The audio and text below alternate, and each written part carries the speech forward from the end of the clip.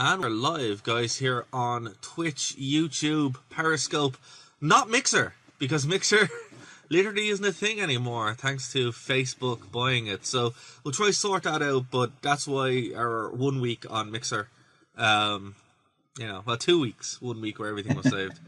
But it's gone. AJ Styles is going to have to find a new place to stream, I suppose, as will Ninja and a few other bits and pieces. But they paid some serious money for these folks, and now it's just gone. So that's why we don't have a Mixer account anymore, because it's not a thing, guys. So, boo earns. Dave, how are you getting on, man? I'm doing fantastic. It's a great day for wrestling, everybody. Welcome back to the only podcast hosted by fans who don't hate the product. It's a joy to be with you all. Because we don't make the mistake of keeping up with the current product. We look at the past, and that's why.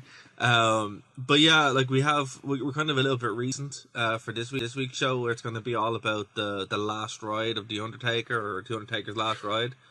That documentary. You guys, man, I gotta say, if you guys are watching on video, I apologize in advance. On audio, it'll probably come off a lot better because, man, the emotions that documentary brought out to me. I hope I get through this podcast without revealing too many of them. I don't know, but I can.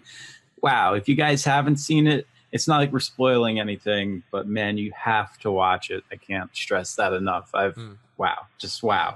Well, it's on the WWE Network right now. It kind of started like WrestleMania weekend, and then or Money in the Bank. I can't remember. Money in the Bank. Money in the Bank. That was it. After Money in the Bank, and then just kind of bit by bit. Like I remember the first week it was on after Money in the Bank. I'm like, oh, what's this? Because Money in the Bank was so short, and it wasn't something like they had kind of built up. It was just kind of a thing they dropped, and then kind of went into it. Now we will get into the nitty gritty of the last ride documentary before the news. But if anyone who's watching wants to contribute something, our chat, all the chat function is linked, so anything you type will be below, and we can respond to that. But we have to, even though we are a show that kind of goes back, it would be amiss to not talk about the news, because the news is crazy. So obviously we're not going to talk about the allegation stuff, because that's still ongoing with certain individuals in the UK wrestling scene. But we are going to talk about TNA's World Champion being fired, Impact's World Champion being fired. Tessa Blanchard, who is the first female to win their championship back in January, now she's fired, so she's gone. Like I think a week out from Slammiversary, or a couple of weeks out from Slammiversary. Along with another wrestler being fired from that card. So their main event now has two performers who aren't with them anymore. So that's crazy. So good job, TNA, for still being TNA. It's almost reminiscent of UFC 200, where they had to just keep pulling people because of drug tests. This is obviously different because they're fired, but I mean, it's still the same concept. You're about to put a show on, and right on the 11th hour, you have to totally reset your card. Well, it's kind of funny because, like, Tessa Blanchard apparently is in Mexico with her fiance or husband, and she can't leave because she won't be allowed back in. But she was asked to, like, send off vignettes. She just never bothered. And I'm like, you're not going to send some videos? You know, like, just go for it. You know, it just doesn't really make any sense to me. But I'm just sitting there going, okay, good job, TNA. You know, stellar work. So I don't know what's going to happen there with Slammiversary, but it kind of is what it is, you know. You know, you can tell the longtime fan in Darragh here, because he still refers to it as TNA, even though that's not their name. It hasn't been their name for over a year, 2 years now. But you keep living the dream. It's still the WWF while you're at it. No, like the reason why it's TNA is they could change it to anything, but they still run it the exact same way, and it still has the exact same problems. So it's just like, there's certain things that you rebrand, and it's still just going to be that, you know, and that's just kind of is what it is, and that's why they could change it to anything, but they're still TNA. You know, like, this is the most TNA move ever. So change it to whatever you want, whatever you want it to be called, but that's just it, you know. A question from Monsterboat93 in the chat via Twitch: did The Undertaker retire after he lost to Roman Reigns at WrestleMania 33? No, he did not. It kind of looked like he did, but it kind of looks like he always retires after every WrestleMania match and then kind of comes back. So we'll touch on that. Like, there's a lot of stuff now that on Twitter and that he has retired. But before we get into that, that's one of the main things I want to discuss with you, Dave, because like we still don't know what's Yeah. going on, and the product Well, is being very I weird think at the moment with it. specifically to that point, we can quote Michelle McCool, who said, "Yeah, you've retired like 5 times." Yeah, exactly. So he's retired, but never really retires. So we will talk about that. But no, I believe this though. I think this is very Shawn Michaels for me. Yeah, what's it? Oh, okay. That's why I was confused about the Last Ride thing, because I thought he already retired. So did a lot of people. After that specifically, well, after the Bray Wyatt match the year later, he left his hat and coat in the ring, and people are like, "Oh, he's done," and then shows up randomly like a year later. So this is the Undertaker, you know. And now I think there is the narrative that people say, "No, he's retired now after the Last Ride, or the Boneyard match." And the Last Ride documentary, but that's one thing we'll talk about when we get to it. But great question, Mustamo. Thank you very much. But look, it's gonna be interesting to look at Slammiversary. I don't think it's happened yet. If it has, that just shows you how interested I am in it. But I think it's in July. But I do think it's funny that they fired their world champion literally like out of nowhere because she just didn't do anything. And it's like, well, she hasn't done anything since January. Like, what do you want? Like, but here's the thing. Apparently, WWE are interested in signing her. It's either AEW or WWE are interested in signing her. I'm like, that's probably a bad idea. Don't do that. Yeah. What's it? I love. I love how the Undertaker is like the girl she announced she's deleting social media and then posts the Facebook status 2 minutes later. Literally. Now, you know what? I understand that mentality. But, I mean, you watch this documentary, and it's clear what he was going for, and that was redemption.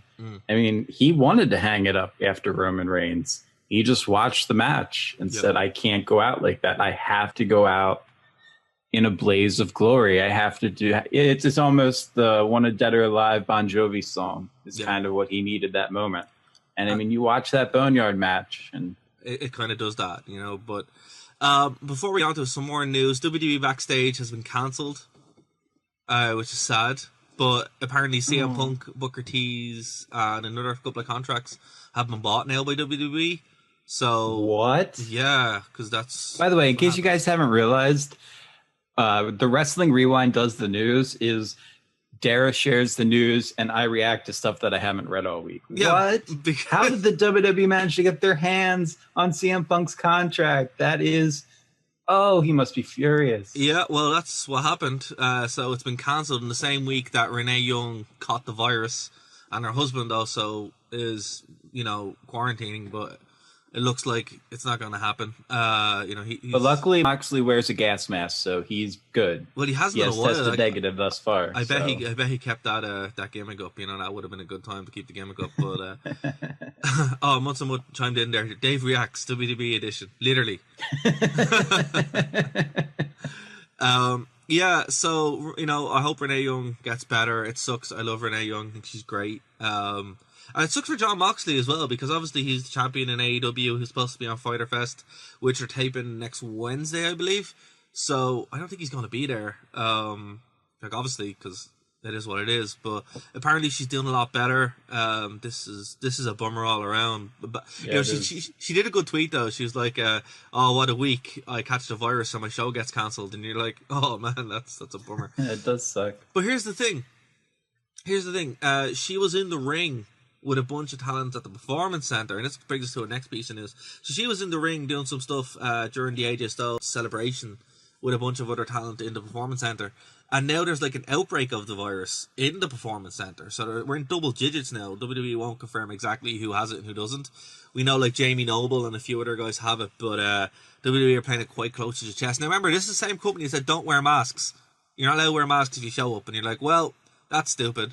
Now there is an outbreak in the WWE Performance Center, which is bad news for the WWE.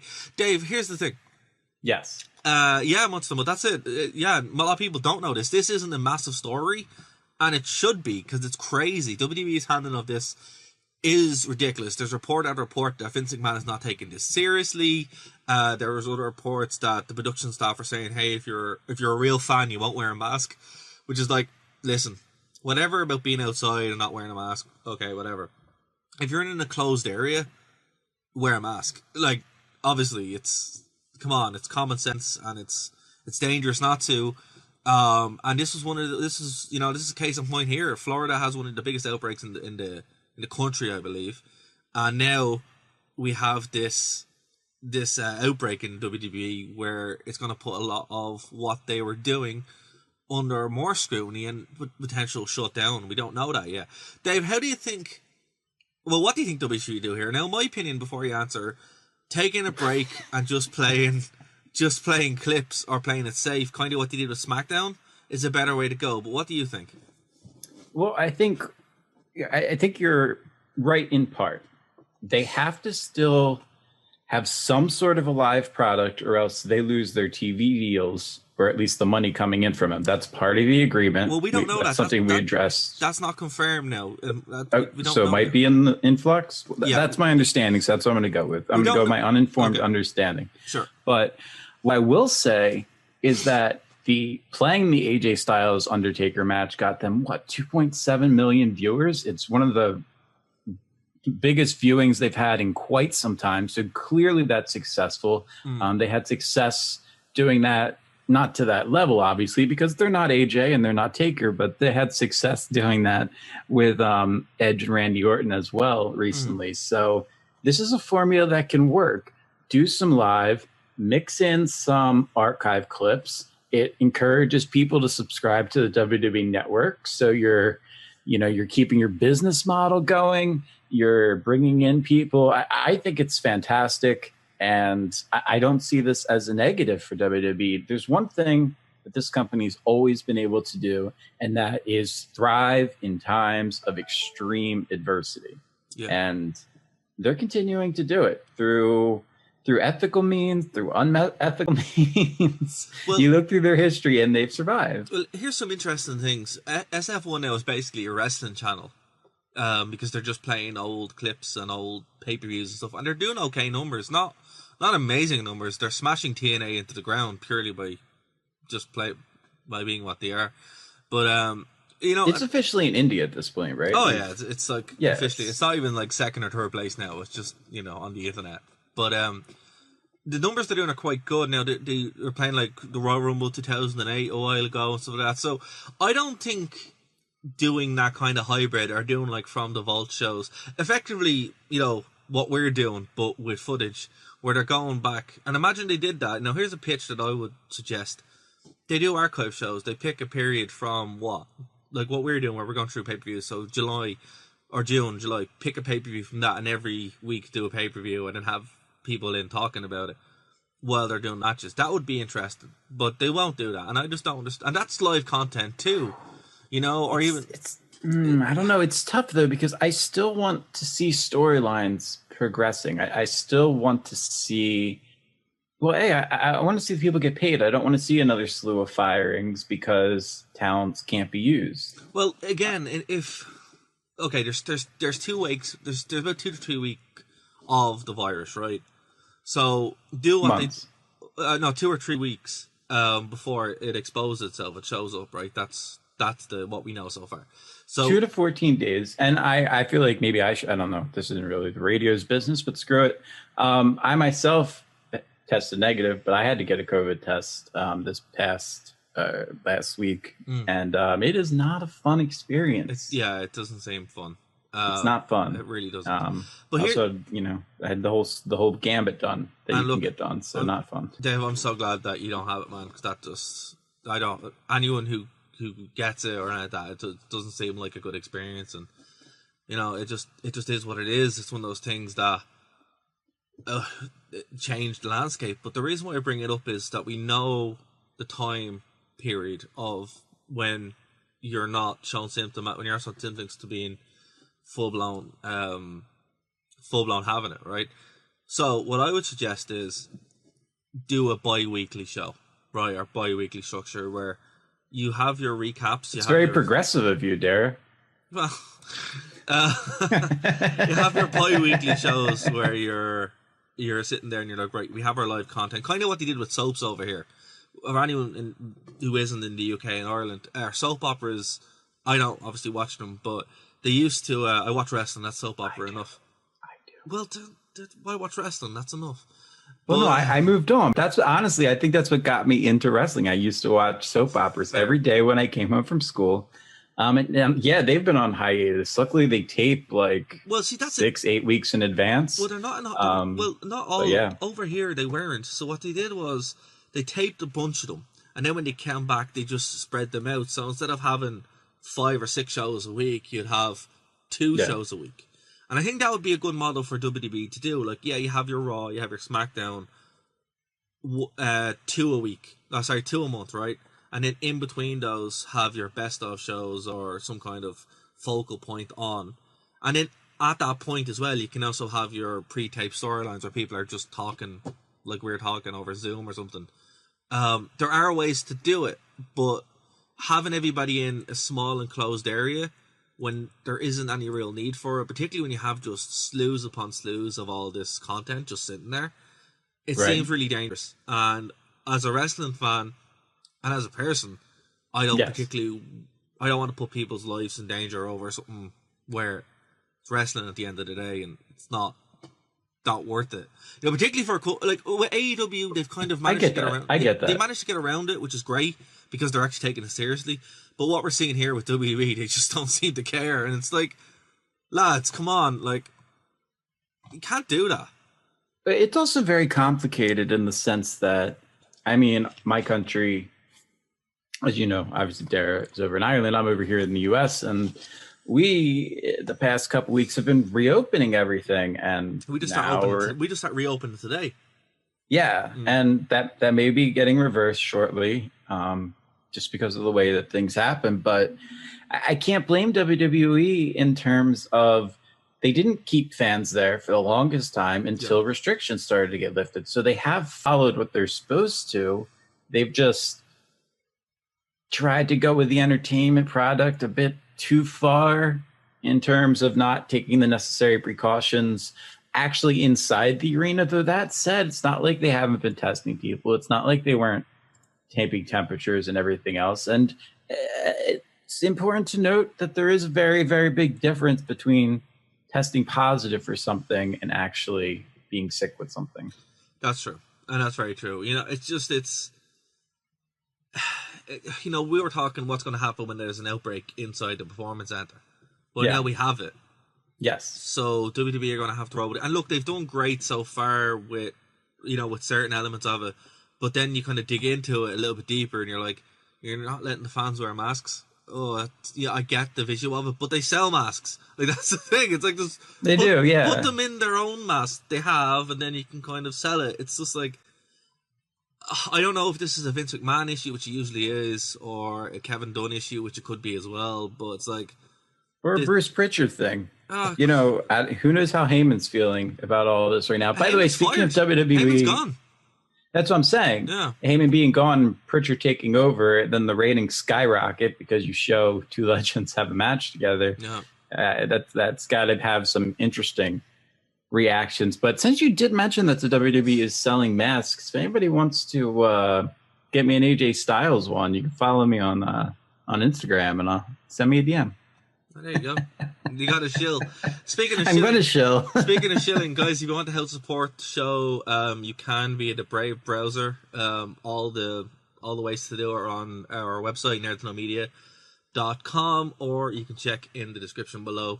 Also, our PayPal and Ko-fi link is over on the left-hand side, so that would be great. If you like the content and want to help you support us, that would be great.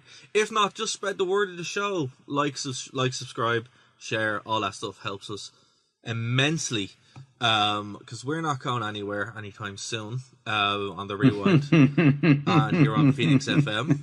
We have a lot of content, years of wrestling content to get through. Years of wrestling content. We certainly do. Yeah, exactly. And since we are doing cheap shilling, you know, believe it or not, this is not the only thing that Darragh and I do with our lives. I mean, sometimes it feels like it, but I'm putting you on the spot right here. But I hope you drop a link to the single that you released this week, because I think people should see some of your music that you do outside of this. It's pretty awesome. Oh, thanks, man.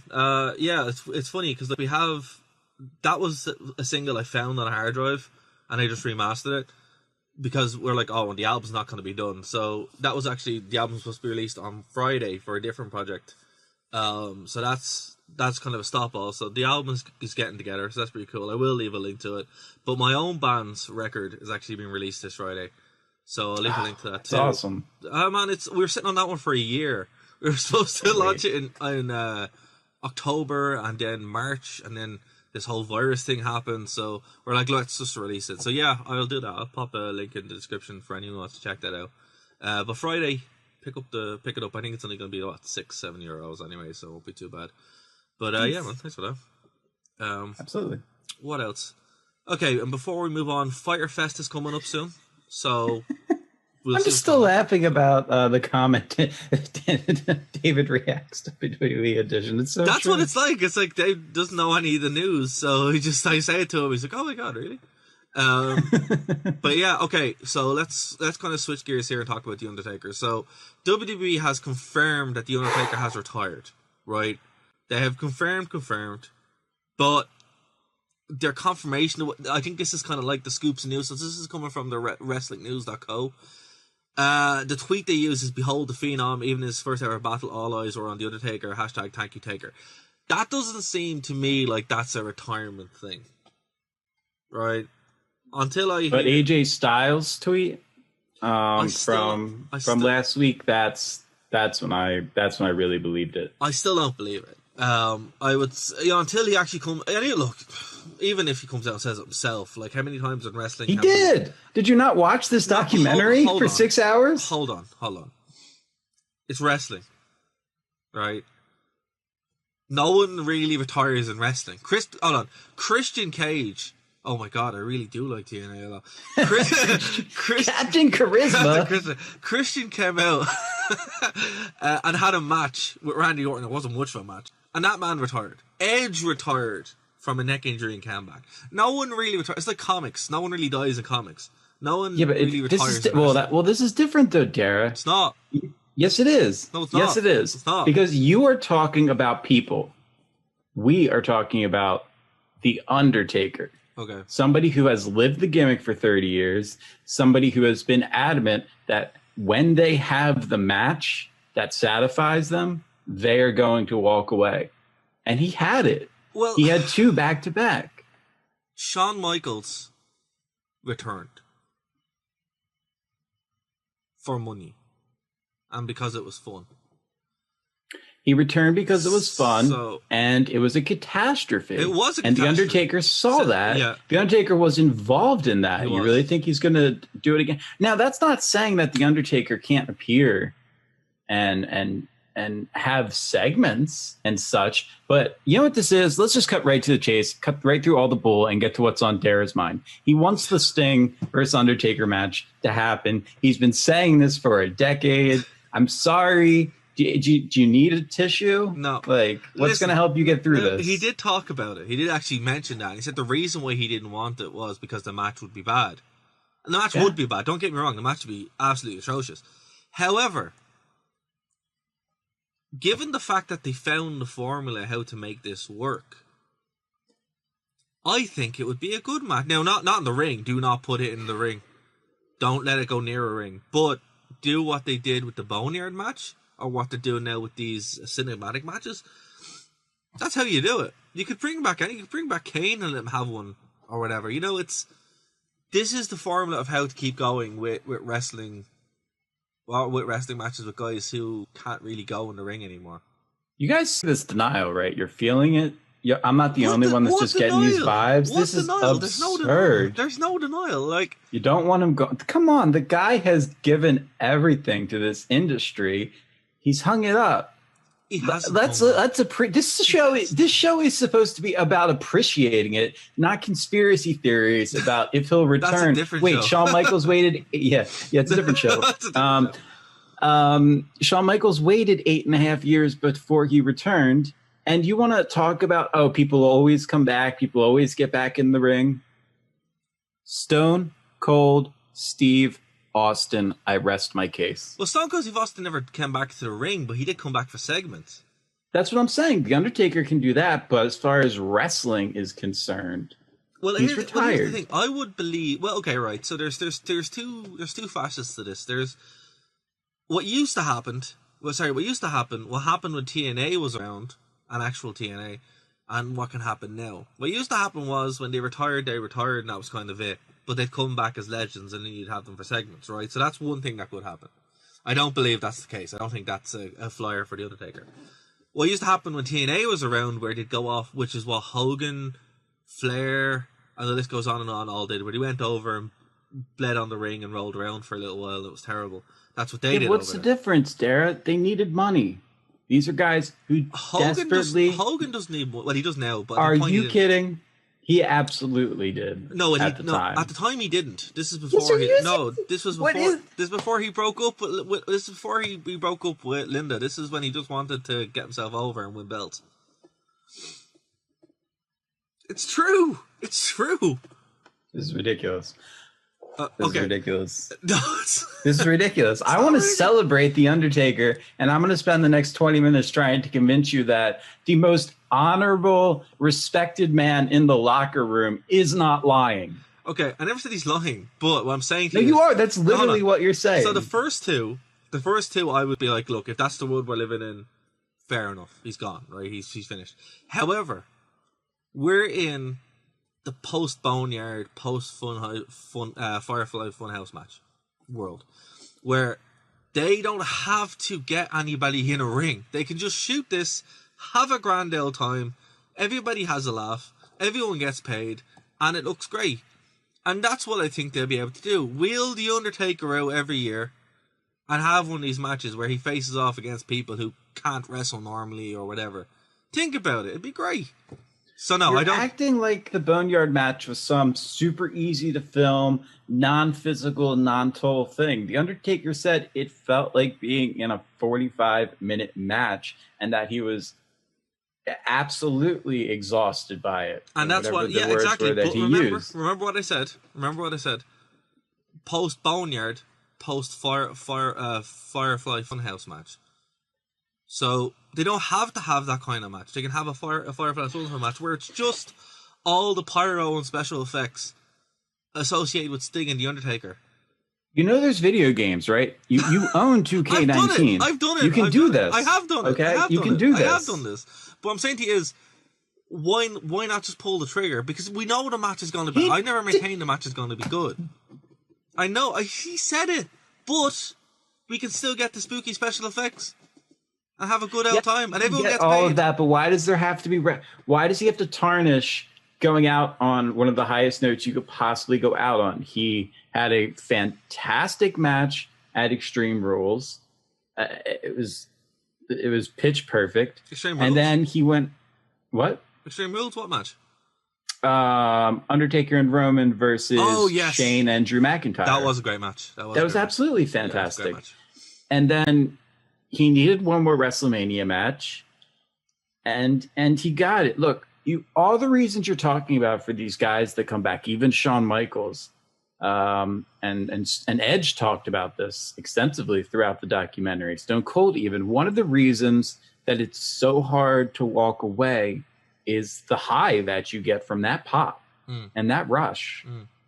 And it's about finding an inner peace where you don't need that anymore. As Mick Foley said, you have to find a way now to capture that for the rest of your life. The Undertaker is blessed with an amazing family, and I think he truly wants to be there for them. And that's not something that's going to be possible if the WWE is going to be shipping him off to Saudi Arabia and he comes within 2 centimeters of breaking his neck once again. That's one thing that I never want. And I think him going over to Saudi Arabia was a big mistake. We saw that with that I actually went back and watched it. That's one of the things, because I got a Fire Stick recently, and I was like, cool, I'm going to watch it on the network, and I did, and that match is diabolically bad. Everyone gets hurt. It's not fun for anyone. And the funny thing about it is, it's like, they thought that was going to be a sure thing because it's with Triple H and Shawn Michaels and Kane. No. I'm talking about Goldberg's match. Oh, that was worse again.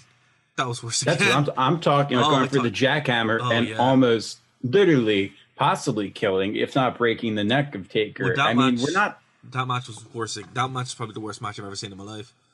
And I think any of the Saudi Arabia appearances, it's almost like an act of God, of don't don't go over there. Unbelievable. Don't be involved with it. You know. I need to talk about some pros here because this is absurd now at this point. There were some things that I got out of this documentary that I absolutely loved. I'm gonna stroke your ego so you let me talk for more than 5 minutes. I'm I sorry, gained a Dave. lot I'm of sorry. respect. Hold on a minute. You brought up Sting and the Undertaker, and you don't want me to talk about it. This is just don't do that. Just don't do it. I'm just saying, go get out your gamepad and play. I've done it many times. I'm sure you have. I'm sure Sting wins every time. No. That's not how you book a feud. You have to go back and forward. Don't be mad here. You have to book it correctly. Well, anyway, I'm going to stroke your ego and say that I gained a lot of respect for Triple H, modern day Triple H, especially watching this, because if the Undertaker is willing to put you in a very good light, especially in later stages of his career, it really means a lot. So that was a big pro for me. Absolutely. 3 years ago, almost to the day, was the first time I ever appeared on what is now the Wrestling Rewind. And that was to talk about the very first Saudi Arabia show and my thoughts on it. And I defended it and got a lot of backlash for that. But after watching the documentary, wow, it just really cemented how I felt at the time. And it showed what a monumental occasion it was. And it showed The Undertaker talking about it with such respect. I gained respect for current day Vince McMahon. I don't think he's as much of a authoritative dictator. I'm choosing my words very carefully because I want to do things in the future. But as I once thought he was, or as we're led to believe, he has a heart. I mean, we've always known that. He does have a heart. And no one's ever been as loyal to him as The Undertaker has been. And that came through, well, look, especially. Well, look, you see it with Vince, whenever the camera's kind of looking back, you know, he has certain favorites, particularly with the divas as well, where he really has a short, not the divas, the female performers, like Becky is one of his favorites that he likes as well. And, you know, I think he gets a lot of bad rep. Now, he is a crazy old man, but he's not heartless, you know? Like, even still, like, a lot of the stuff is for business. Like, it's just a business thing, you know? And we've heard that where it's like, he'll do a horrible thing, but then be like, oh, hey, welcome back, pal. And it's like, what? And then you realise for him, a lot of the stuff that he does is literally for business reasons. Even though it might, so maybe he's not a crazy old man. Maybe he's just a cutthroat business person, which would make sense. Listen, I mean, maybe he just created the most successful wrestling industry that's ever existed that people thought was an impossibility during the territory days. Well, what I will say is, you know, to set this up before we actually go into the documentary correctly, fully, going back to what I'm sure we'll get into it. Well, we're getting into it now. So it's five. We're going through the 5 stages of grief, by the way, is what's happening. We haven't got to the 5 stages. Sting vs. Undertaker's happening. You're still in denial. I'm not. I'm still having. Don't bring it up, and I'll be able to do the rest of the show because other than that, we're just going to keep. I didn't bring it up there. You brought it. I didn't even mention his name. It's happening. Just, you know, hashtag make Sting Undertaker happen. WrestleMania. What are we 27? 27. I don't know. Whatever next year's WrestleMania is. Look, I don't know why it won't happen. Just come on, just do it. Like, anyway, sorry. Okay. Goldberg versus Taker. That's why we will never see Sting versus Taker. Goldberg versus Sting versus Seth Rollins. That's why we will never see Sting versus Taker. I don't want them to have an in-ring match. Just have fun in the in the vault where, you know, I don't know. Just get Bray Wyatt involved and they can do the spooky, scary things and it'll be fun. Be a great time. Million stars. Anyway. Right. So, I'm going to reset here a bit. So, it's a 5-episode show that started May 10th and finished June 21st. So, it follows around after... it's before what we thought his final match would be against Roman Reigns at WrestleMania 33. So, much right. You know, that's what we thought it was going to be. But based on the performance of that match...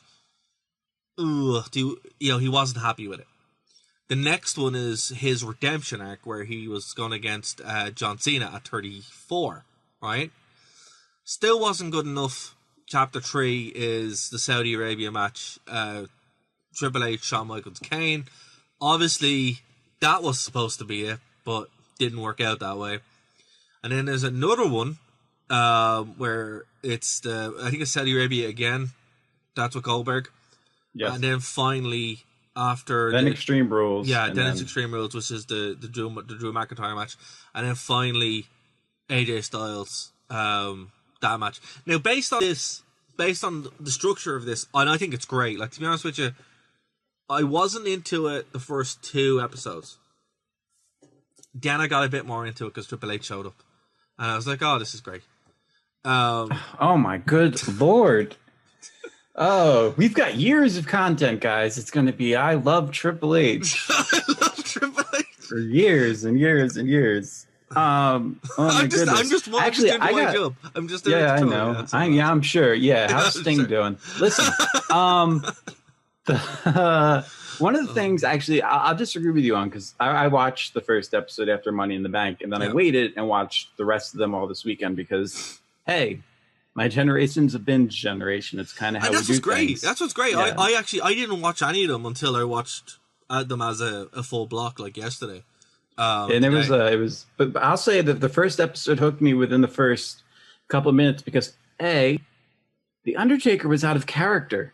But I've seen The Undertaker out of character before, many times. Well, yes, there's, and if anybody can find it on YouTube, we can't link to it, but there's a great clip of The Undertaker at a house show, just really getting amped up for a hot tag that y'all should look for. It's fantastic. Actually, you know what I love? There's a great documentary. Speaking of The Undertaker, it's it's not The Undertaker documentary. It's Three Faces of Foley. Did you ever see it? It came out in like 2002, 2001. I think so. It's him talking about the Hell in a Cell match, and he's completely out of character, and he's just saying, "Well, yeah, I threw Mick Foley and thought he was dead," and I felt so bad about it. And you're like, wow, I've never seen The Undertaker like this before. And it was the 2003. Was it 2003? Because there were a lot of clips in the documentary from 2003 where he was a bit out of character. Yeah. I'll find the VHS somewhere, but it was around then, and it's actually a really good documentary. It was a VHS. It was early 20 years ago. I know. Yeah. But that was the first time I seen The Undertaker out of character, and I was like, oh wow, this is great. So it's not a shock for me to see The Undertaker out of character, but it is nice to kind of I don't know, man. No, it is a shock. It's a shock to see. I don't I just want to say something. He never look. Even Chris Jericho said, "I saw those cameras there, and I saw The Undertaker for the first time ever being willing to have a camera crew follow him around, and I knew, okay, this is the beginning of the end." I'm going to say something a bit controversial here. I don't like seeing The Undertaker out of character. Well, I do now. He's retired. Now I want to know all this great stuff. No, I just want him to be The Undertaker. You know, it's like, I'm sorry, I just be The Undertaker. You know, it's... I mean, his brother's a mayor. I think it's time we... No, hold on. The difference with Kane is Kane is Kane. The Undertaker is The Undertaker. Yeah. You know, it's like, it's not... Like, I don't remember a time when The Undertaker wasn't around. So I can't handle being in the world when The Undertaker isn't The Undertaker. Well, yeah, because we're 31, and the guy essentially started wrestling in the WWE. Exactly. So it's just like, born. Just let him keep going. It's fine. Like, it's unfair to not let him keep going. Unfair not. Trust me, if he wanted to, they would do it in a split second. I don't think his wife wants him to. Well, not according to AJ Styles' promo. I did like, there's a great moment in the documentary where Michelle's like, because, you know, obviously her and AJ and all them, you know, they're friends, but she actually texts AJ's wife after he cuts the promo where he calls Michelle McCool out and says she's going to ride you to the guy. She's like, you know, this was AJ's wife. This, you know, that was really great, but I kind of hate AJ at the moment. Actually, it's one thing I never realized, that they were friends and that she uses the Styles Clash. I'm like, yes, that makes a lot more sense as to why she uses the Styles Clash. You know, wait, what does she? I wish they had specifically said that. Yeah, I wish they had. What does she call it? Is Angel Wings, or there was some? No, Angel's Wing. Isn't that Angelina Love's finisher? I can't remember. What does Michelle McCool call it? It's some stupid name. I don't know. I just remember I loved it because it let me use that move in the WWE movesets in Yeah. video games because it existed in their universe. Yeah. So anybody in the chat remember what Michelle called her finisher by chance? Let I us don't know. Let us know in the chat or let us know in comments below because I don't know. Ah. But yeah, on the one hand, I like all the backstage stuff and been able to see inside the world, but it's just like, I don't know, man. Like, I don't think we needed The Undertaker to retire. What are you talking about? He's fine. Look at him. He's grand. He's 55 years old, bless him. And Shawn Michaels retired waiting 8.5 years. Let's do some simple math here. Now, I'm no astrobiologist, but I think 8 plus 5 is 63. Do you really want him coming back at 63? Is that what you want? Hulk Hogan did. And how did that go, Darragh? Well, I don't want him to go in and have a Mac Classic with somebody, but, just showing up and doing the spooky But he wants to. If he's going to be doing it, then that's what he wants. He's never going... Oh my goodness, what is going on? I'm not ready for The Undertaker to retire. Oh, So yeah, that's I didn't catch on to that. I'm just... I didn't catch that, no. And when I was watching this whole thing, I'm like, this is all a work. Until the last episode, where I'm like, okay, maybe this isn't a work. And it was just like, I don't know, I still have that horrible feeling where I'm like, we're going to get so emotionally invested in it, and then it's like, here he shows up, and then it's just like, well, god damn it, so I don't know, like, I was ready for The Undertaker to retire after the Roman Reigns match. I was ready for him to retire after, well, a bunch of times, 3 or 4 different times, but it's like, it's like the boy who cried wolf. What was really surprising to me? The fact that he had several conversations with Shawn Michaels saying that I wish I had walked away when you did. That doesn't surprise me. That makes sense. That's because that's the feeling I got after those end of the era matches. I'm like, God, this really feels, and to be honest, that really feels like the time that The Undertaker, he hit his stride, because we've been going through some of the matches, and I even linked through a bunch of them. Actually, next week we might do that. I've created like a list of Undertaker matches. I put it on my own Facebook and my Twitter. I'll put them on our Facebook, and it's like my favorite Undertaker moments or matches, right? And you can see the change in work ethic that he has from like 2008 to about 2014. And it's like really, really high impact. That's when he starts doing the dives over the top ropes and all this kind of stuff. But looking back, it kind of makes sense where it's like he was really trying to end his career here as a in the ring technician or doing the big spots rather than just what he would do from like 2001, which would be more kind of like a brawler. Undertaker's career, even I was talking with Stone Cold Steve Austin about it. He liked working with The Undertaker, but there's no matches you could point to and go, that's the best match that they had, because it wasn't that kind of match. That they weren't doing those kind of matches. It was more the story than anything else. The actual matches that he started having around 2008, 2005 to 2008, that was more kind of like a shift to when he was doing submission-based, slower matches, but then having the big spots.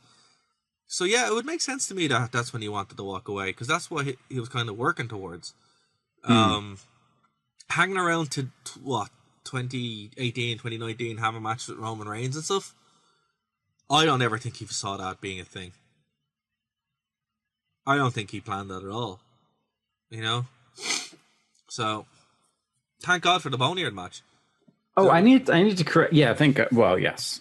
I mean, it's AJ Styles, and I just looked up the name. It's should have assumed it was something along these lines because of her. I want one of the God is Dope shirts that Michelle McCool was wearing. By the way, I think that's amazing. Right.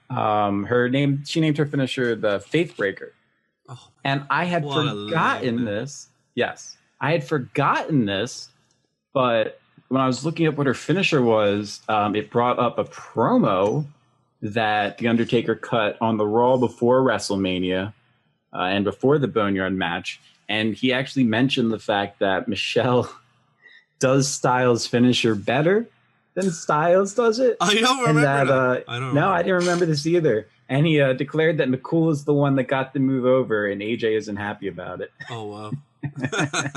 This match had really great feel. It really did. I have to say, for any who haven't seen the Boneyard match, it's like, well, at SmackDown last week, because of all this virus stuff, it kind of became a celebration to the Undertaker. Now, I actually really enjoyed SmackDown this week. It was a lot of fun. And they showed the Boneyard match in its entirety. So if you don't have the network, you can find ways to see SmackDown. And I would recommend it's on YouTube as well, so you can check it out. But yeah.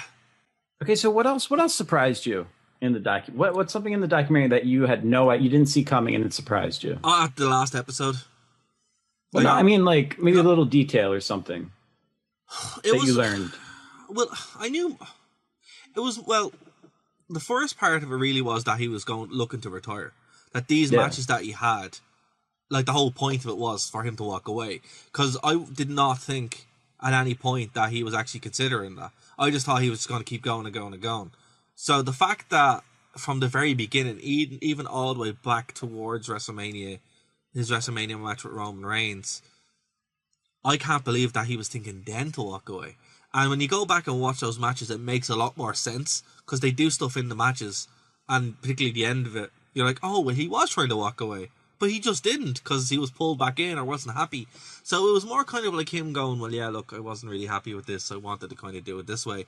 It's just one of the things where you get a window into wrestling, and it's like, I suppose any performer is the same, where you can't, I suppose, yeah, it's like any performer, you know, it's like you're never really happy with a specific thing. You know, you make you make a song, or you make a painting or a video game or whatever, and wrestlers look at the same way and you're like, I wish I could do that. Maybe if I have one more shot I'll do that. And it's kind of like chasing the dragon to always do better. And I just for the first that's I gotta jump in on that quote because that was one of my favorite quotes that Triple H actually said during the documentary, when he said he was talking about the Boneyard match coming up and the propositions going into it, and he said, you know, AJ Styles, that's a dragon to chase if you're going to chase one. Exactly. And that's it. Literally, you know, figuratively and literally. And it was one of those things where you're like, for the first time, I never considered that. You know, I never considered that was a way that wrestlers would look at it. Because we hear the horror stories, and we experience the horror stories of, you know, they wrestle into their 70s and 80s and they never get that closure. And I think Taker finally got that with AJ Styles, and it was because it's AJ Styles, literally the best wrestler in the world. So it's like, I had no idea that WWE was going to put him over. So I mean, I don't know why I'm shocked at this point. He's literally accomplished everything. It's but AJ Styles. Like, it is AJ Styles. He's the best wrestler, like, probably of all time as a wrestler. It's not. As a wrestler, and even his promos have gotten much better in recent years. Something that surprised me that I'll point out is I thought that the Undertaker's match against Cena was purposely very short because they just wanted to make Undertaker look really strong and show that he still had it. That's what I thought too. Yeah, I had no idea that Taker went to the building expecting to have a 30-minute slugfest. That surprised me. I'm not saying I'm upset about it. I'm just saying that's something that I never heard. I never heard a single rumor about that being the case. That's another thing that I kind of wanted to pick up on. It's like, because wrestling is the way it is, we usually hear rumors.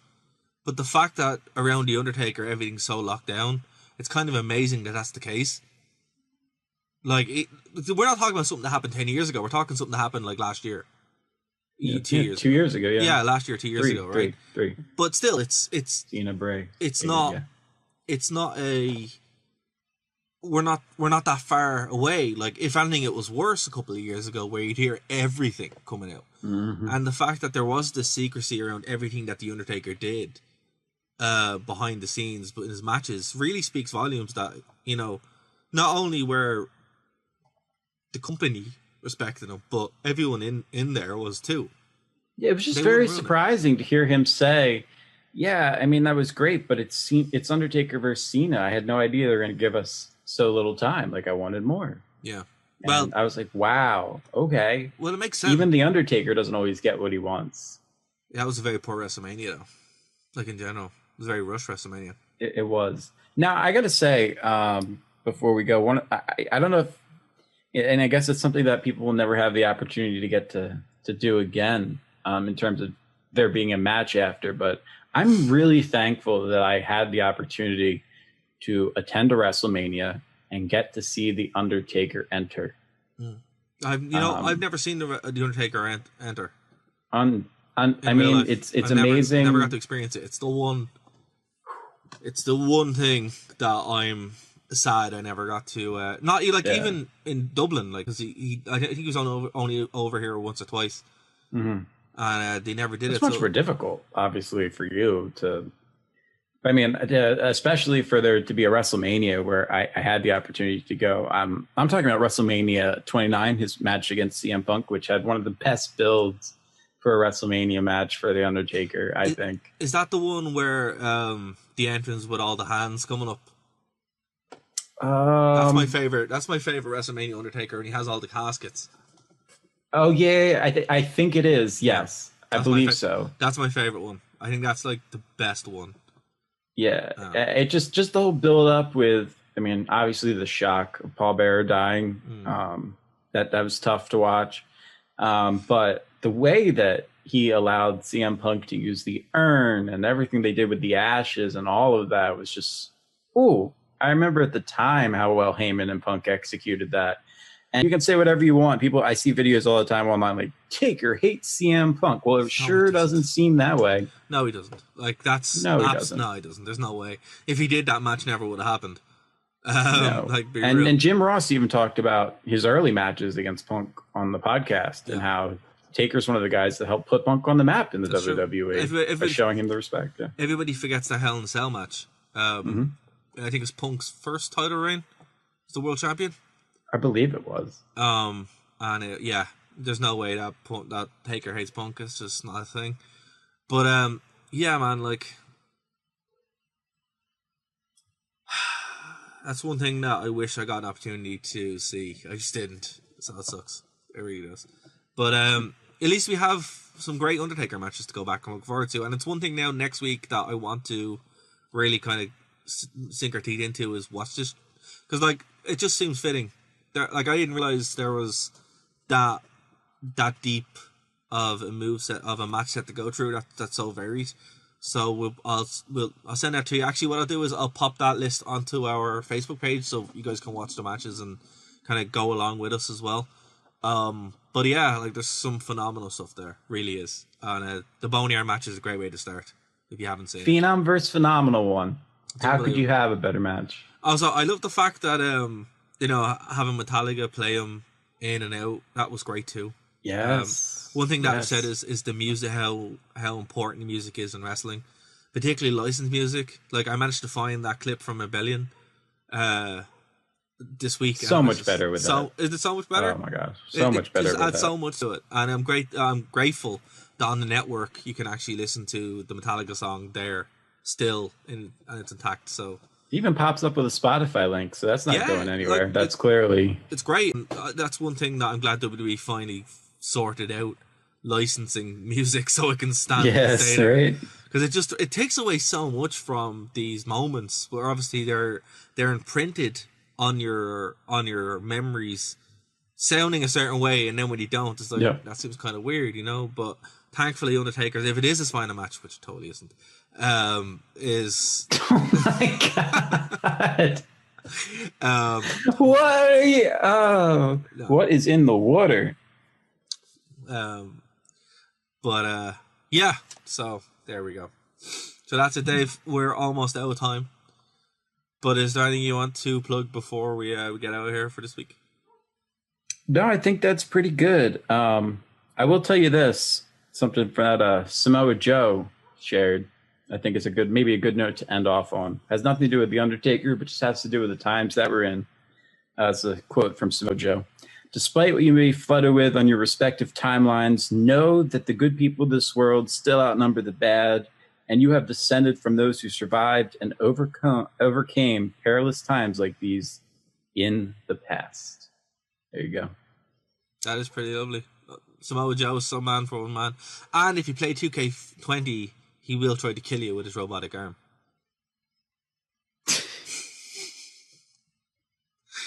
Oh, good. That's the thing. 2K20. It's the best kept secret of all time. You should totally. No, play it. no, no. The best. Just follow me on Twitter It's at Dave Stevens, Instagram Dave Stevens. So make sure you follow the Wrestling Rewind. Yeah, definitely do. On Facebook. Please do that. And you guys can find Darragh's email really, really easily. Please start emailing him constantly that the Sting Undertaker match is never going to happen. Listen, That's my new goal in life. Listen, nerdtoknowmedia@gmail.com. Email away. We got to start getting this going. You know, really pushing for it. Everybody wants it, and the whole reason why, you know, we just need to convince the Undertaker. And we're going to call him the Undertaker because that's, you know, Mark Calloway is not a thing. The Undertaker is that we don't need a match. We just need the spooky, scary stuff that everybody likes, and then it's fine. So we're going to make it happen. We're going to bring it back. Do you want me to just go on like Adobe Illustrator and make a little crow fly into a casket for you, and just you can put it on repeat? Will that satisfy you? It might do, but there's only one way to find out, and that's, you know, because look, this year's been so crazy, wrestling's so crazy right now that, you know, we don't know. Like, look, all I'll say right before we finish out, it's the 20-year anniversary of the Undertaker's debut at Survivor Series. Wow. This year, so something happened. We don't know, but guys, and to his career, rest in peace. Well, that remains to be seen. He is the dead man after all. The dead man always rises. So, guys, until next week here on Phoenix 92.5 FM, Nerds No Media, and every other audio outlet that we're on, including the True Penny channel, this is the Wrestling Rewind. We'll see you next week. Bye, guys.